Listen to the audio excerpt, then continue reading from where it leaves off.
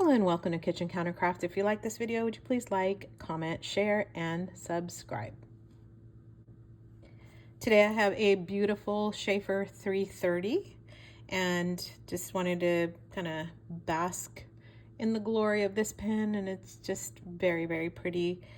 I love the Sheaffer brand, so any vintage Sheaffers, I love them. I have several different videos for them as well. I've been looking at the PFMs, which are pen for men's, but I really love the Imperials. And this is not an Imperial, it is not a PFM, but this is the 330. And last night at Pen Club, people were asking about, how do you know if it's a snap cap or whatever, especially as you're dealing with vintage pens. One of the things to do is to turn it to see if the pen unscrews. And in this case, it unscrews the bottom part, so you can tell like there's no unscrewing. So then you can pop the cap off and you can see kind of the areas, the little spots where the cap connects. But that's a really great way to proceed with any pen, because if it is a screw top, so if it unscrews kind of like this Twisby, one of the things you don't want to do is accidentally pull on the cap and you can actually destroy the threads on the pen. So especially true for vintage, as they are generally a little bit, you just want to be a little bit more careful. So when in doubt, just unscrew it and see if the pen unscrews. And if it doesn't, if the bottom part unscrews, then you can definitely pull it to open it. So anyway, I learned that the hard way by having a vendor actually yell at me at one of the pen shows when I tried to pop the cap off, and I understand why. He was trying to sell it and not have me destroy it as I was looking at it. So all right, this is a Sheaffer 330. It is a white dot pen, so it's got this white dot right there, and it has a short clip. They're meant to be that way. This also goes along with their 440 line. So a couple differences are, actually they're pretty much the same pen. The 330 has colored caps that coordinate with the body. The 440 actually has the brushed chrome or brushed steel caps. The 440 is also kind of an upgrade because it has, these are all steel nibs, but the 440 does have some that are gold. I don't know if all of them are gold. Just correct me on that if I am wrong. But in my research, I found that some have gold nibs. I don't want to say all. It has this is the thing for me though, is the way that Sheaffer does their inlaid nibs, or I should say past tense, did their inlaid nibs. And then you also see some engraving here, usually says Sheaffer USA. And on the nib itself, it says Sheaffer, and then on the bottom part, I believe it says US. And then it has a plastic feed. And when you're buying vintage pens, I know also at Pen Club people have said, I stay away from vintage pens, I don't know anything about them. One of the things I recommend is buying a vintage with a cartridge or a converter. This one takes both, and I believe this one also takes the modern Sheaffer converters. I'm going to be ordering one very quickly. This came with an empty cartridge, so you can literally, there are no pen mechanisms really to mess with. You don't have a rubber sack or a squeeze converter that could fail you.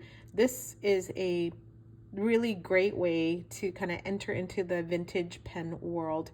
These were made in the 1970s, and they're called quasi Imperials because they look kind of like the Imperial pens, but it's a lower level pen from Sheaffer. So let's ink it up and take a look at it, because I don't have one of these. It's my first one, so I am excited to try it out. I'm getting all my syringe here. So I thought I'd go ahead and just show online also how I fill up my converters, in case you don't know. But many of the converters cartridges have that hole in them. Yeah, that was great. Go in there. You don't want to do it that fast that you get a bubble. And then you got ink everywhere. Okay, I think that's good enough. All right, so this is wax seal. Let me wash my ink everywhere. That's just the standard of the day, right? All right, so you'll put that in there. And what's gonna happen though, because you didn't dip the pen into the ink and you just filled up using a syringe, a lot of times this is gonna need to be wet. So what I do is I will dip it in water. Of course I don't have water here with me, but I'm gonna dip this in water and get it started. Or you can dip it right into your inkwell to get that kind of going.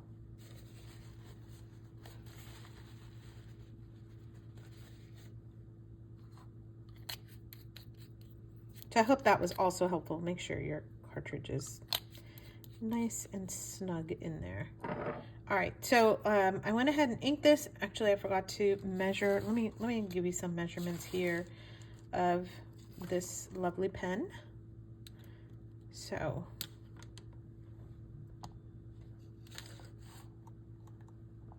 I'm all messed up today. So here we go. It's about a little bit more than 5 1/8. It's like, yeah, about 5 1/8. Okay, so about 5.2 inches.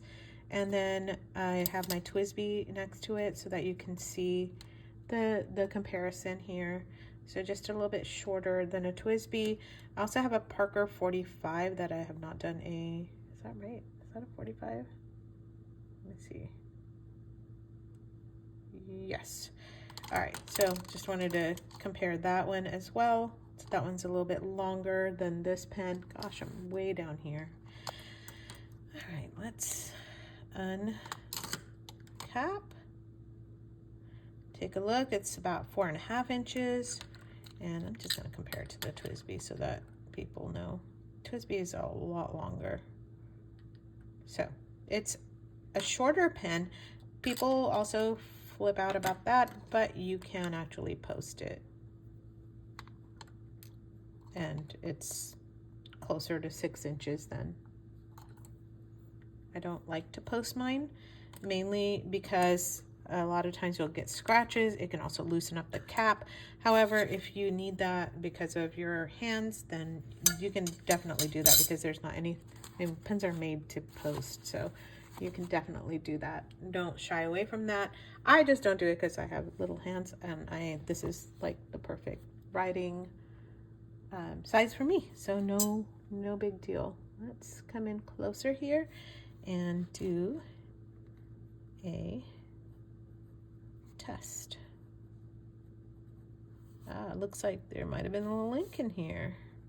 Thought I cleaned it out pretty well, but it's fine. Because this is not giving me the true red that Diamine wax seal has. I'm gonna actually put Quasi Imperial. The nib does not say what size it is at all, does it? No. So a lot of times on the vintage pens, it's kind of your best guess. So I'm gonna probably put this in as maybe a medium fine, and I'll put a question mark by that. So let's try it out.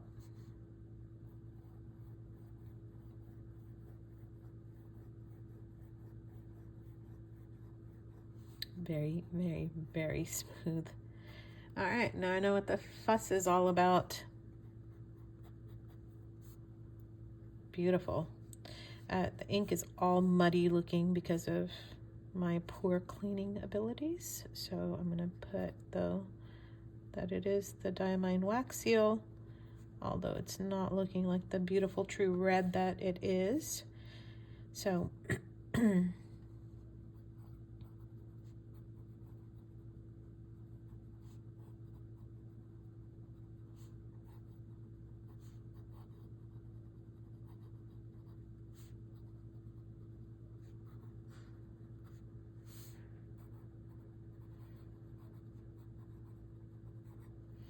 relatively no feedback. There's just a tiny, teeny amount, not anything that you can really hear. It's smooth as butter. It is so smooth.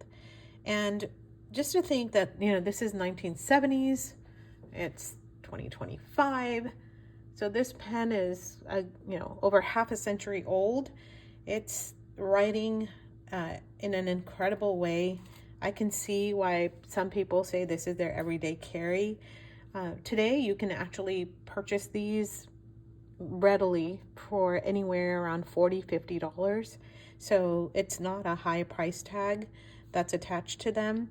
People are also afraid. They tell me that they're scared of just even utilizing vintage pens. But my thing is, they made it so far without cracking or doing anything. Why don't you just buy one and use it? And so this one I purchased used, as I mentioned. It has all kinds of scratches on it. I like that. It does not bother me at all to have a pen that has scratches.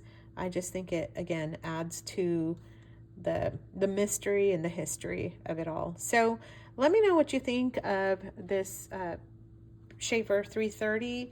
Let me know if you have a 440 or an Imperial or a PFM, and I can be a little bit jealous there of that because that is still one of the grail pens that I've been looking for. So I hope that you enjoyed that video. Tell me if you're thinking about maybe getting one. This one wrote right off the bat. I mean, the only thing I did was cleaned it poorly with a little bit of water, and it's writing like a dream. So go check it out. If this is your entry into the vintage pen world, then welcome. I think you made a wonderful choice. And until the next video, bye.